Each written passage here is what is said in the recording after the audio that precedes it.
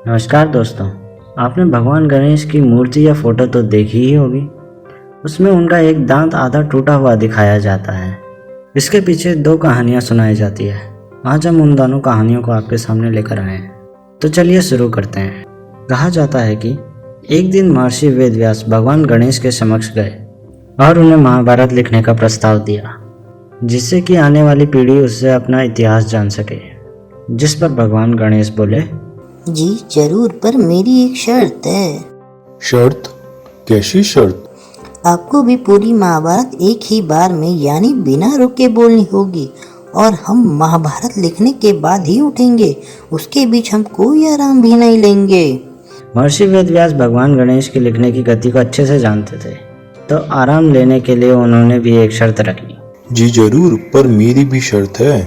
जी कहिए। मैं आपको महाभारत जैसे घटित हुई है बिल्कुल वैसे ही सुनाऊंगा, पर आपको लिखना उसे अपने आसान शब्दों में होगा। भगवान गणेश ने कुछ देर सोचा और बोले, ठीक है।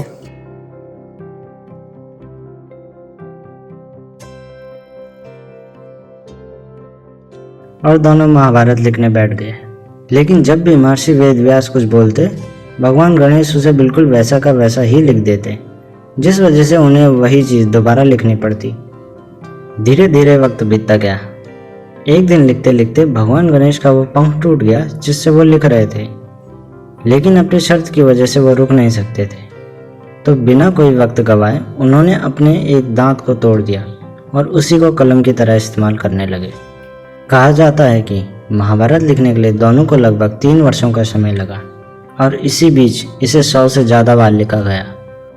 इसके अलावा एक और कहानी जो बताई जाती है वो कुछ इस प्रकार है। एक बार भगवान परशुराम भगवान शिव से मिलने कैलाश पर्वत गए, पर उस वक्त भगवान शिव और माता पार्वती ध्यान की मुद्रा में बैठे थे, जिस वजह से भगवान गणेश द्वार पर पहरा देने लगे ताकि उन्हें कोई परेशानी ना हो।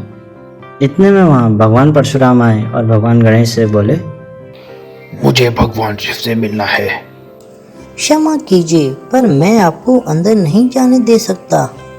भगवान परशुराम वैसे भी अपने क्रोध के लिए जाने जाते हैं। भगवान परशुराम के कई बार कहने के बावजूद भी भगवान गणेश ने उन्हें अंदर नहीं जाने दिया, जिस वजह से वो बहुत क्रोधित हो गए।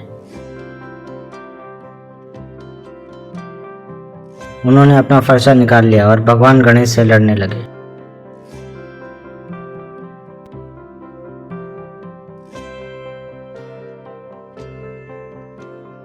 दोनों की इसी लड़ाई में भगवान गणेश का एक दांत टूट गया, और तभी से उन्हें एक दंत के नाम से भी जाना जाता है। धन्यवाद।